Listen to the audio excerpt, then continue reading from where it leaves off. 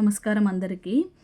హైడ్రేషన్కి మధ్య వ్యత్యాసం తెలుసుకుందాము మన తెలుగు వాడక భాషలో. హైడ్రేషన్ అంటే మన శరీరంలో సరిపడా నీటి శాతం ఉండడాన్ని హైడ్రేషన్ అంటాము. మన శరీరానికి నీటి శాతం చాలా అవసరం శరీరం సరిగ్గా పనిచేయడానికి. శరీరంలో ఉన్నటువంటి ఉష్ణోగ్రత, జీర్ణక్రియ వ్యవస్థ, రక్త ప్రసరణ సరిగ్గా జరగడం కోసం నీటి శాతం అనేది చాలా అవసరము.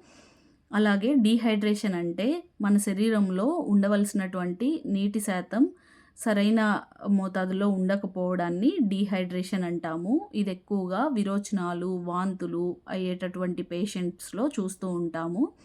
సో వీళ్ళల్లో డీహైడ్రేటెడ్ అవ్వకుండా హైడ్రేటెడ్గా ఉంచడం కోసం ఎక్కువగా ద్రవ పదార్థాలు తీసుకోమని అడ్వైస్ చేస్తూ ఉంటాము. ద్రవ పదార్థాలు ఇన్ ద సెన్స్ నీరు, పండ్ల రసాలు, ఓఆర్ఎస్ వంటివి సూచిస్తూ ఉంటాము.